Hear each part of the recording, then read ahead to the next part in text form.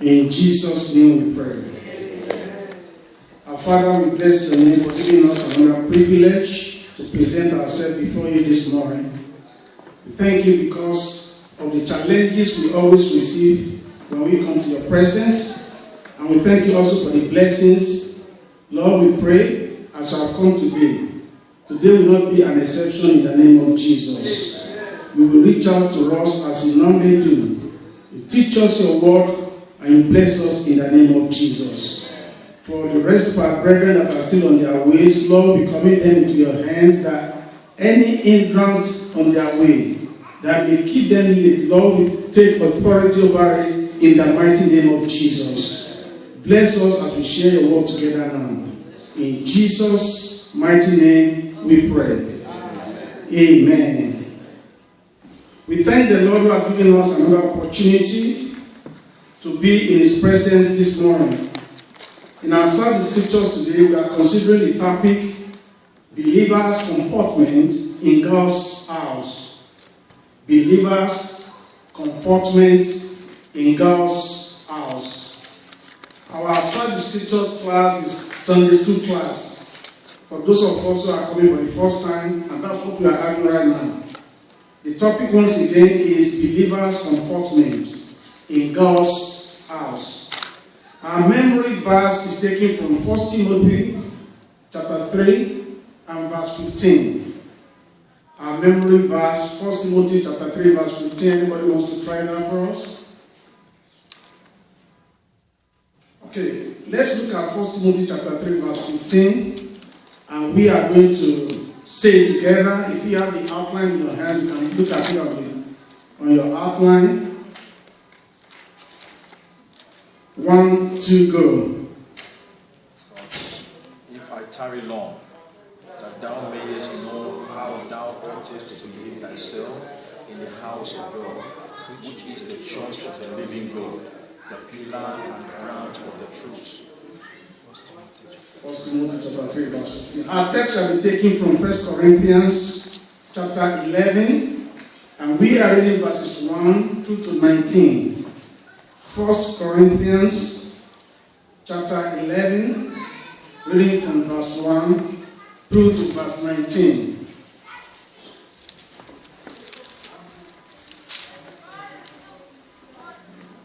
Okay, I read from here. 1 Corinthians chapter 11 from verse 1.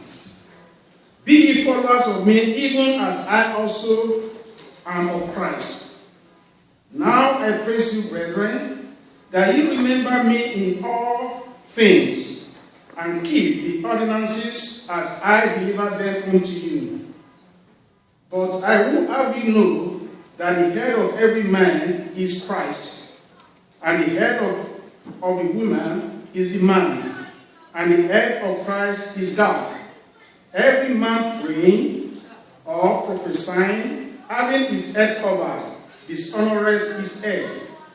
But every woman that prayeth or prophesieth with her head uncovered, dishonoreth her head. For that is even all one as if she were shaven. For if the woman be not covered, let her also be shorn. But if it be a shame for a woman to be shorn or shaven, let her be covered. For a man indeed ought not to cover his head, for as much as he is the image and glory of God. But the woman is the glory of the man. For the man is not of the woman, but the woman of the man. Neither was the man created for the woman, but the woman for the man. For this cause all the women to have power on her head because of the angels. Nevertheless, neither is the man without the woman, neither the woman without the man in the Lord. For as the woman is of the man, even so is the man also by the woman, but all things of God. Judge in yourself. Is it comely that a woman pray unto God uncovered? Doth not even nature itself teach you that if a man have long hair, it is a shame unto him? But if a woman have long hair, it is a glory to her, for her hair is given her for a covering. But if any man seem to be contentious, we have no such custom, neither the churches of God. Now, in this that I declare unto you, I praise you not, that ye come together not for the better, but for the worse. For first of all, when ye come together in the church, I hear that there is divisions among you, and I partly believe it. For there must be also heresies among you, that they which are approved may be made manifest among you. Brethren, this is the topic we are considering today, believers' comportment in God's house. As we have read here, we've seen what God is actually expecting to be our conduct when we come to His presence. In every establishment, in every organization, there's usually what we call rules, or what we call, the code of conduct. If you apply for a job in a place, there is a document that is given to you that is called code of conduct. That regulates the way you conduct yourself in that place. The way you behave, things that are expected of you and things that are not expected of you. The same thing happens in every establishment, in every area, in every spheres of life. When you go to places, there are rules. Anywhere where there is no rule, where there are no regulations, where people do whatever they want, the result will be chaos and confusion. And we know the Bible tells us that God is not an author of confusion. Therefore, if you want everything to be orderly according to the dictate of the scripture says, let all things be done orderly. Let all things be done in orderliness, in order, and in decency. Therefore, if we want to maintain order and decency in the church, we need to follow what the scripture has given us, the guideline as regards how the people that worship God in truth and righteousness, how they need to conduct themselves when they come to the presence of God. When we talk of God's house is not referring to the physical building alone, although physical building is also part of God's house. As we are in this building, this is a church, this is a building dedicated for the worship of God. So we call it God's house. God's house does not only refer to the building where believers gather together for worship, but also the assembly of true children of God. So when we talk of God's house, we are referring to the physical building. We are also referring to the people of God gathering together, coming together, assembling together for the purpose of worshiping God. So in God's house, like I've been saying, there is also an expected way of behavior. The Bible contains principles that guide believers' conduct and practice during worship in God's house, whether in a cathedral or in a modest church or house. Due honor and respect for God must characterize our worship. Therefore, an atmosphere of serenity, orderliness, decency, and decorum must be maintained in the house of God. Also, neatness and moderation should characterize our appearance and our demeanor should depict reference for God and His house. That is what is expected of us when we come to the house of God. We are expected to follow what we call decorum, to be decent. The house of God should be orderly, should be neat. It should not be a dirty place, because we believe the presence of God is in this place. God is everywhere. Wherever God is worshipped in truth and in spirit must be regarded as a sacred place. For the Lord thy God walketh in the midst of the camp to deliver thee and to give up thine enemies before thee. Therefore shall thy camp be holy, that he sees no unclean thing in thee and turn away from thee. We don't bring any unclean things to the presence of God. We don't bring any unclean things to the house of God. It says your camp must be holy. Your camp must be pure, because we believe the presence of God is here. And as we come to church every Sunday, every worship service, let's also always have this at the back of our mind, that the presence of God is in this place. Even though we cannot see him physically, spiritually God is in our midst. The Bible says, where 2 or 3 gather together in my name, there will I be in their midst. And there we are more than 2, we are more than 3. We are gathering together in the name of Jesus. We are gathering together in the name of the Lord. And we believe that the presence of the Lord, the God Almighty, is in this place. Therefore, we need to give his presence the honor that is due to him. We don't mess up in the house of God. We don't do things to our own in the house of God. We do things according to the dictates as God wants it. As not usual, we are going to have our study under 3 sub-topics. The first topic is steadfastness that attracts fellowship. The steadfastness that attracts fellowship. Point number 2, scriptural injunctions on Christian comportment during church service. Scriptural injunction on Christian comportment during church service. And number 3, serious rebuke for disorderly conduct. Let's go back to point number 1. The steadfastness that attracts fellowship.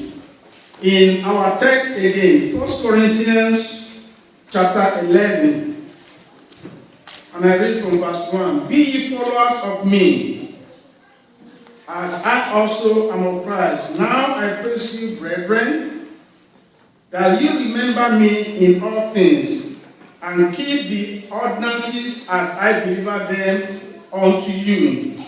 Here Paul the Apostle is talking to us and talking to the church, and is making himself an exemplary leader, somebody that his attitudes, demeanor needs to serve as an example to others. He says, be ye followers of me, even as I also am of Christ. Paul the Apostle is following Jesus Christ, and is following every tenet, every doctrine of Jesus Christ, and is telling the church that follow me as I follow Christ. He was a leading light, a steadfast believer, an exemplary leader. Our Lord and Savior Jesus Christ was also a great teacher during his earthly ministry. He also practiced what he preached and inspired his disciples to a life of godliness, humility, and obedience. It is good and great thing when we have leaders who follow the word of God.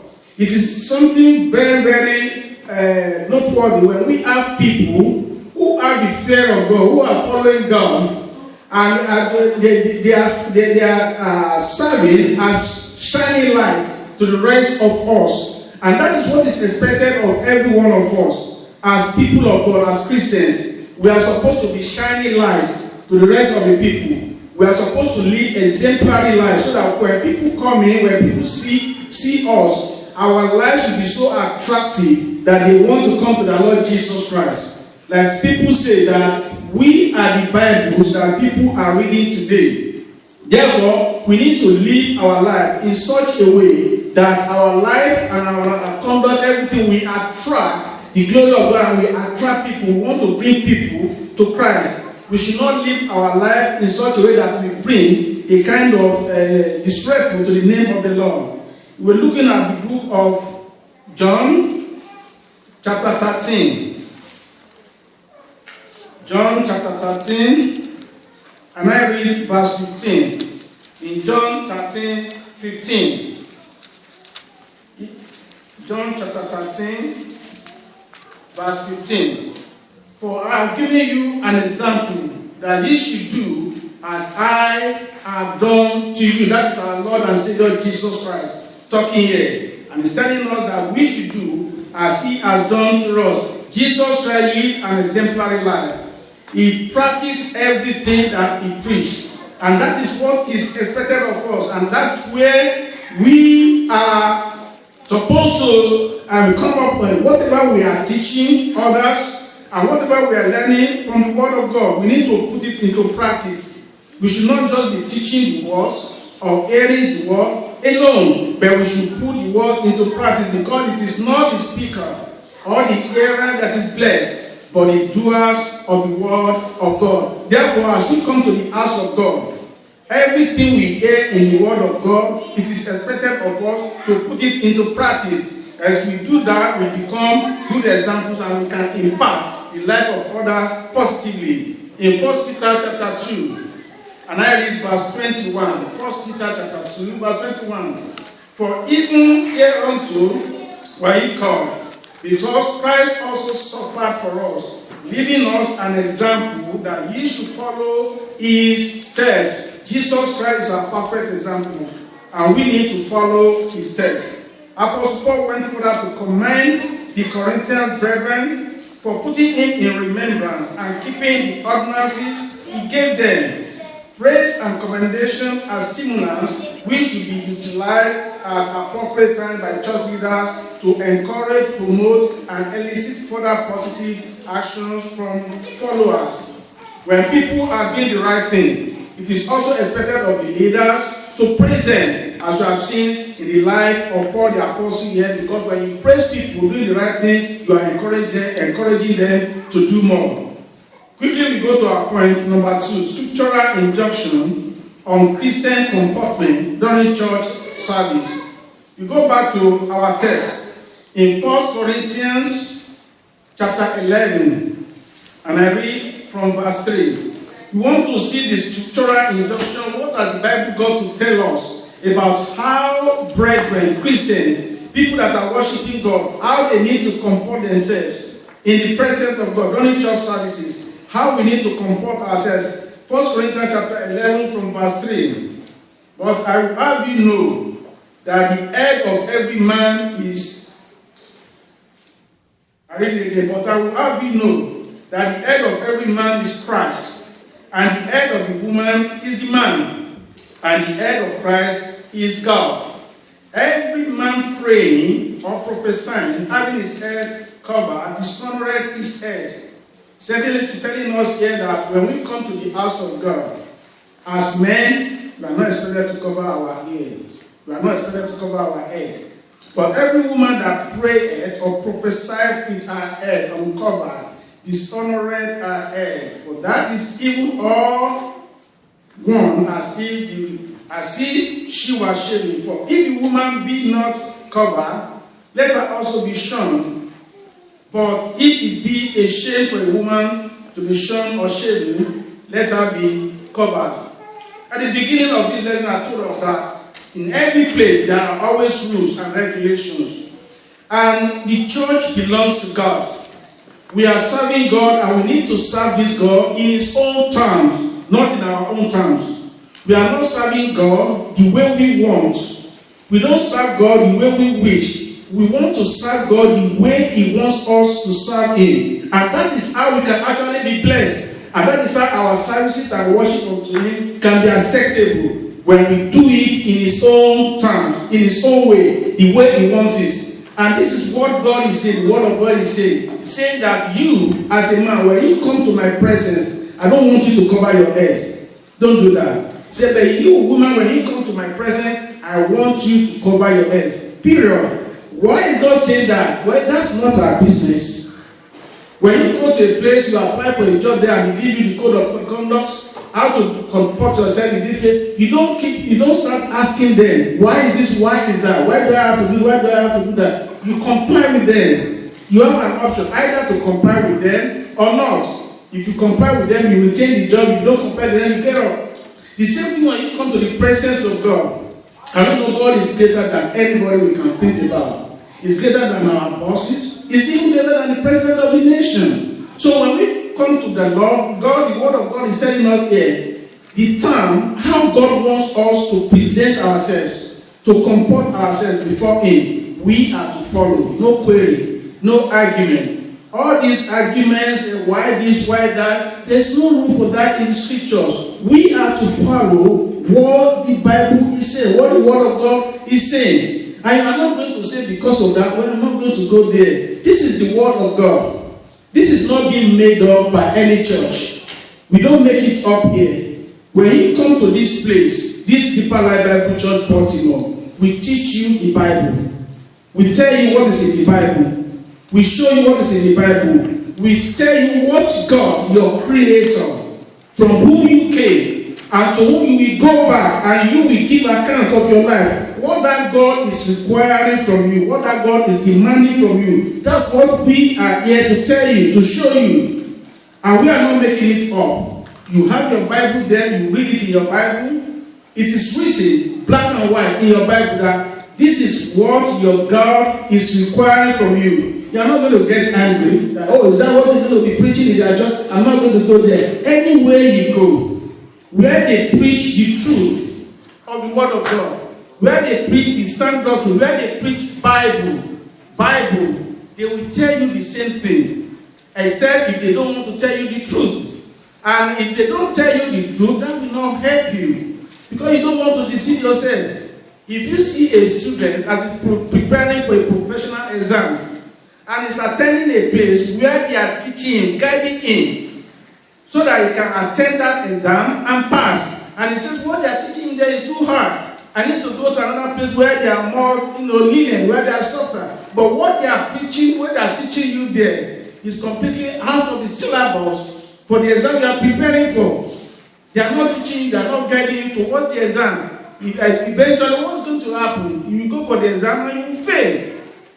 But when you stay in a place, even though they are teaching you what they are teaching you, they seem to be very hard, but they are preparing you towards that professional exam. If you can take it, listen to it, take it, know it, then you go for the exam, you pass. At the end of the day, you are going to smile. When you come to a church where they tell you the truth, because the end, the purpose, the goal of coming to church is for you to make heaven at the end.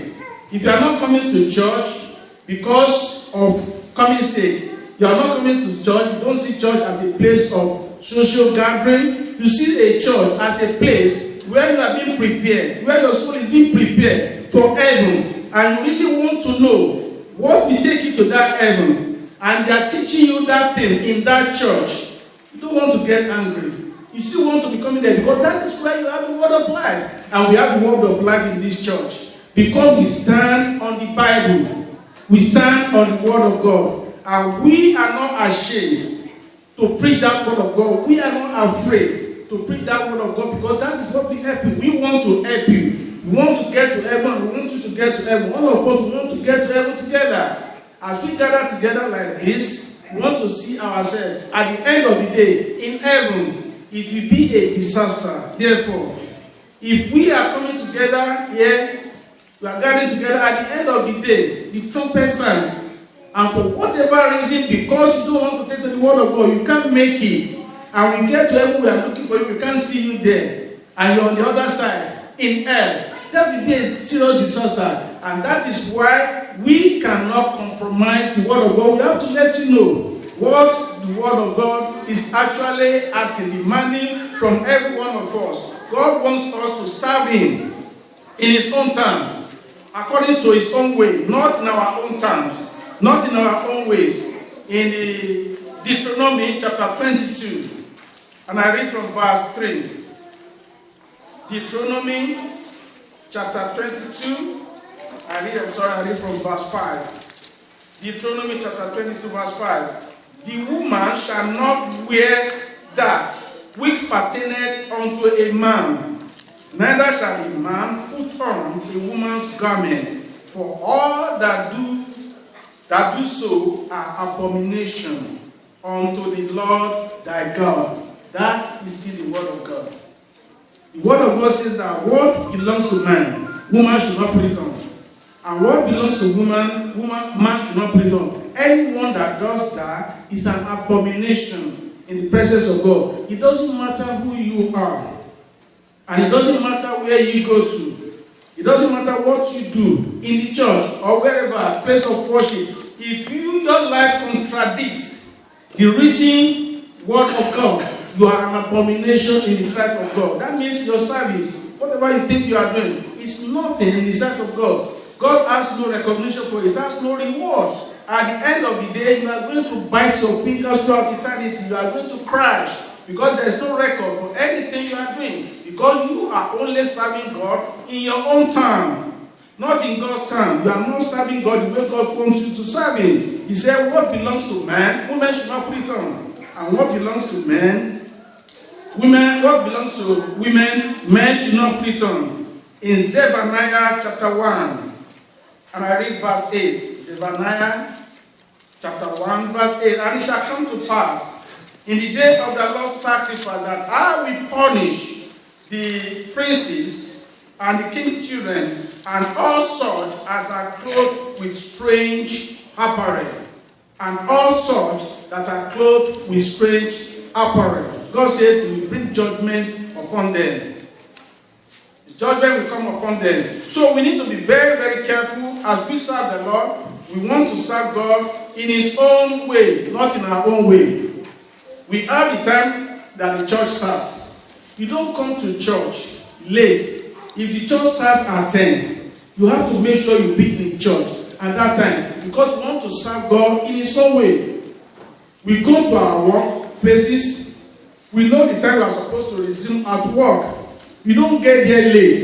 If you get there late the first time, they give you warning the second time. If you keep repeating it, they fire you. We value our work so dearly. So we want to take it with all seriousness. We go to work at the right time. The same thing when we come to the house of God or the presence of God. The time has been appointed. Let's come at the right time. God is greater than our job. As a matter of fact, who gives you the life to be able to do the work? Who gives you the strength, the energy? If God should just withdraw His breath from you, you can't even do nothing. You can't go to that work. The fact that you can go to that work is because God is giving you the strength. You are going there, and you are going there at the right time. But when it comes to the house of the Lord, we are carefree. We don't want to take God serious. We take our just more serious than God. We take our going to work more serious than coming to church. That is not what is expected of us as believers. God wants us to have the right attitude, to comport ourselves. And when we come to the house of the Lord, in the house of the Lord, we don't argue with the Bible. We listen. Whatever we are told to do, we do it. As you are coming in, the usher asks you, don't sit down there. You don't say no. You don't argue with the usher. In the house of God, there is no room for argument. They ask you, get up there, come and sit there. You listen. They ask you have to go to children or youth, you need to go to your session. You listen. Whoever you are, whatever is being told, whatever you are being told to do, you follow, you don't argue. That is how we comport ourselves. In the house of God, there is no disobedience. In the house of God, there is no argument, there is no arrogance. Whoever we may think we are, when we come to the house of the Lord, we are in the presence of God. We are to humble ourselves. And the people God has appointed as our leaders, representing God, when they tell us something, we listen to God. We listen to what they are saying because they are talking and God leads them. And when you read the Bible to you and you see that this thing is in the Bible, you follow. You listen to simple instructions. We are not disobedient. We are not arrogant. We are not heady. We are not stubborn people. There's no room for stubbornness in the house of God. We need to listen. We need to humble ourselves in the sight of God. All this behavior, all this kind of behavior that that is not according to the scripture, that even hindering others, we need to get out of it.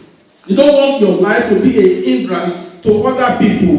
When we are in the church, we do everything in unison. When they ask us, it is time to sing choruses. We sing praises to God. It is not the time for you to now take your things and go out. What kind of spirit is that? That is not of God. You are not serving God. You are not following the scriptures, because praising God is part of the scripture. It's part of worship. As a matter of fact, every other ministry we have in this world, when we talk of preaching, it is in this world. When we talk of praying, it is in this world. Whatever we are doing, it is in this world. The everlasting ministry is the ministry of praising God, because that's what the angels are doing in heaven. And when we get to heaven, that's what we continue doing. No more preaching in heaven. No more praying, no fasting. The only thing we'll be doing in heaven is singing, Holy, Holy, Holy, oh God Almighty. That's what we'll be doing. And when we are doing it, instead of you to join us, you carry your things, you leave. What kind of spirit is that? You are not with us, you are not with God, you are not serving God. You have a different spirit. You need to repent. That is not of God. And when we say we should do other activities, it is now time we bow down and start praying. What kind of prayer is that? where everybody is standing up singing, choruses singing into God, you bow down your head and you are praying. Okay, which God are you praying to? When the whole congregation stand up, singing to the glory of God, it is now time you will bow down, you start praying. And people coming into church and looking at you, watching you, they say, what kind of thing is this? If you go to a place, you are going there as a new person, and you see everybody doing things in his own way, will you feel comfortable to want to stay in that place? Won't you say that there's a kind of spirit working in this place? You don't want to stay there. What you are doing, you are hindering other people. Stop doing it. You are not serving God. Don't bring a curse upon yourself, and don't bring a curse upon your family. The Bible says, I am a God, jealous God, who visit the iniquity of the father upon the children. If you are being disobedient and you are encouraging your children to do that, you are bringing a curse upon yourself and upon your children. And children, if you know that you have your parents that are not obeying God, even though the word of God says children obey your parents, but the scripture says in the Lord, if your parents are doing things that are contrary to the word of God, you have to disobey your parents at that time. You say, I have to follow God, I have to follow what the Bible is saying. If daddy, you are going this way, contrary to the scripture, mommy, you are going this way, I have to follow God. You follow God so that when the judgment comes upon your parents, that judgment will not come upon you. Because God says, I am a jealous God who visits the iniquities of the father upon the children. Let's obey the word of God. Let's follow the word of God. Let's serve God in his own time. God wants us to serve him in his own time, not in our own time. That is how we can actually get blessing. Our time has gone. We will not necessarily finish the scripture. We need to go to the Lord in prayer. Let's commit ourselves to the Lord in prayer. Let's say that God will give us grace to abide by his word, to follow the word of God. God wants us to serve him in his own time, not in our own time. Let's follow what the word of God is saying. If you find it written in the Bible, you should obey it. It is not a church doctrine, it is the Bible doctrine. And that is what we are following here. Listen to the word of God, follow the word of God, do as what the word of God is saying, and that is how we can attract blessings into our lives.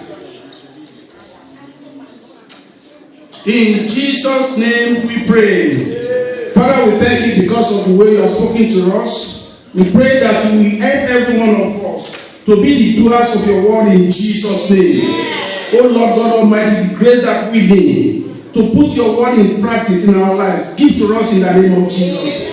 As you continue now, continue with us. In Jesus' mighty name we pray. Amen.